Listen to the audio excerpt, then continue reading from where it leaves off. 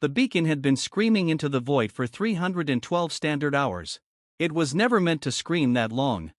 The Kelry release signal was designed for brief emergencies. A freighter misjumped into a debris field, a scout damaged by micrometeorites, a diplomatic courier delayed and drifting. In every recorded instance, help arrived within 40 hours, sometimes less. The galaxy, for all its dangers, was dense with routes, stations, and patrols. No one truly vanished anymore.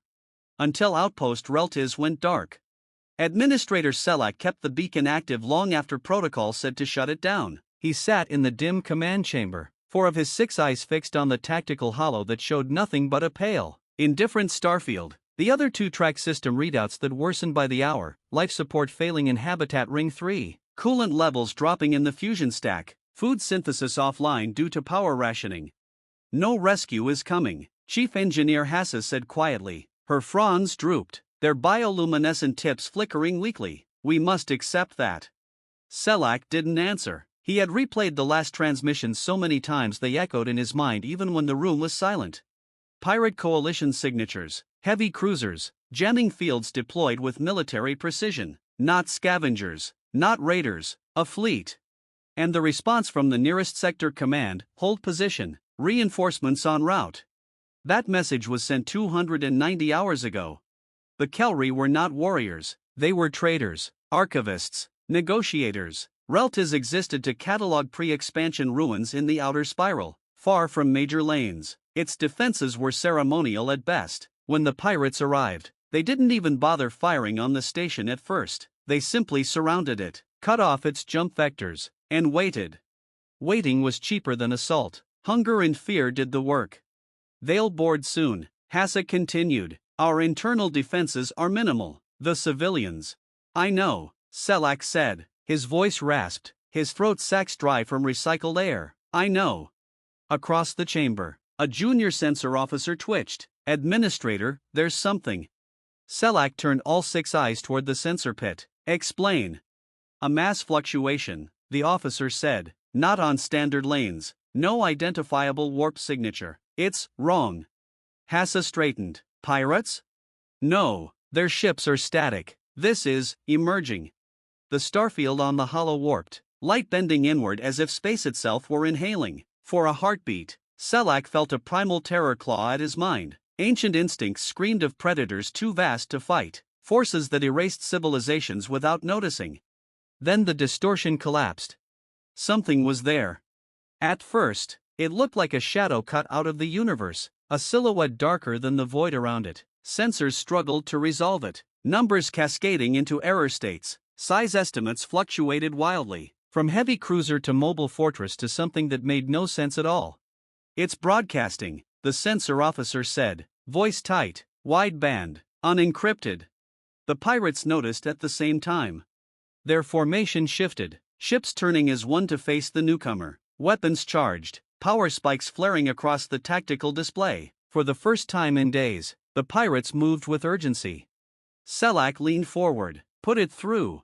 The chamber filled with static, then a voice. It was rough, accented, filtered through layers of translation lag, but it was calm.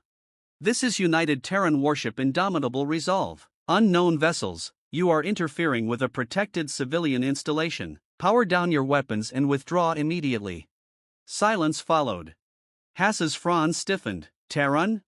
Selak searched his memory. Humans, a young species. Relatively speaking, technologically aggressive, diplomatically inconsistent. They had joined the wider community less than 2 centuries ago and already had a reputation for ignoring established norms. Also for fighting wars no one else wanted. The pirate response came in the form of weapons fire. Energy lances streaked across space, slamming into the dark hull of the human ship. Sensors flared as impacts registered, then dimmed. No damage, the sensor officer whispered. The human vessel didn't dodge, it didn't raise visible shields, it simply absorbed the attack like a cliff enduring rain. This is your final warning, the human voice said, tone unchanged. Withdraw. The pirates answered by launching torpedoes. Selak's hearts pounded. He had seen battles before, from a distance, in carefully curated holo recordings. This felt different, immediate, personal. The pirates were between him and the only thing that had interrupted their siege. The torpedoes vanished halfway to their target.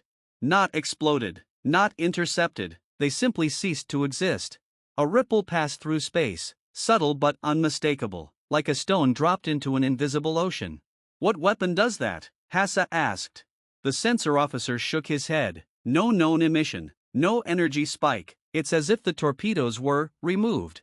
The human ship moved then.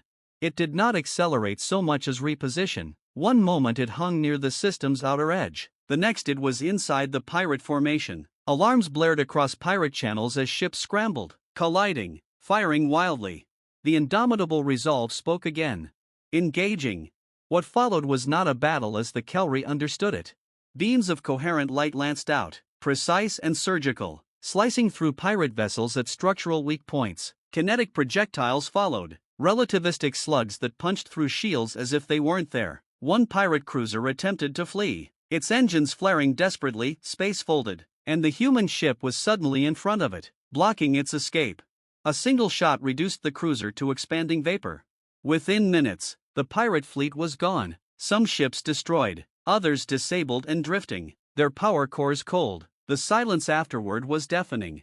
Selak realized he was shaking.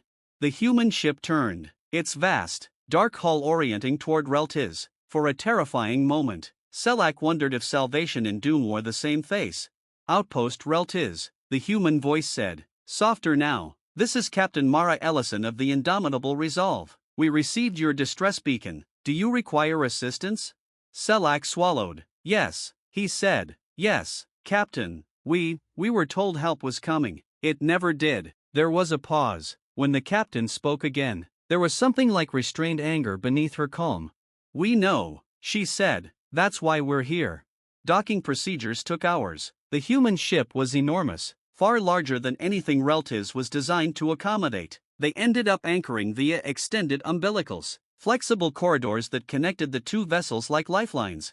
The first humans aboard war armor that looked worn and functional, scarred by use rather than polished for display. Their movements were efficient, their eyes alert. Medical teams followed, carrying equipment that scanned, stabilized, and treated Kelry physiology with impressive speed.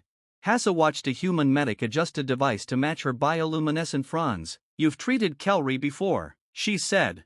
The human smiled faintly. We've treated a lot of species, galaxies big. Selak met Captain Ellison in the command chamber. She was shorter than he expected, compact and solid, with eyes that missed nothing. She listened as he explained the siege, the unanswered calls, the dwindling supplies. When he finished, she nodded. You were outside priority lanes, she said. The coalition patrols are stretched thin. Bureaucracy moves slower than pirates. And you? Selak asked. You are not coalition. No, Ellison agreed. We're not. Then why come? Ellison looked at the tactical holo, still showing the debris of the pirate fleet. Because your beacon was still active. Because no one should be left to die just because they're inconvenient. And because, she added quietly, humans remember what it's like when no rescue comes. Selak studied her. You crossed sectors to reach us. We did, alone. Ellison smiled, a sharp, brief expression. We weren't alone, just first. As if summoned by her words, the sensors chimed. New contacts appeared, dozens of them, emerging from controlled jumps at the edge of the system. Ships of unfamiliar design, bearing Terran markings and those of allied species Selak barely recognized. Relief fleets, human-led.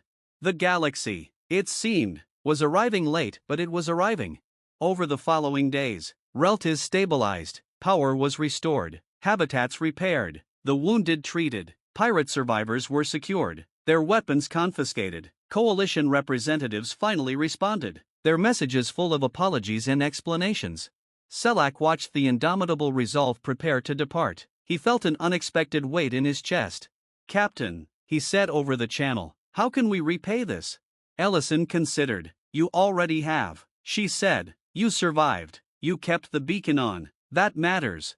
As the human warship slipped back into the void, Selak understood something that would ripple through the galaxy in the years to come.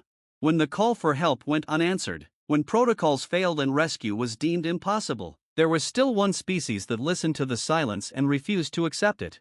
No rescue was coming.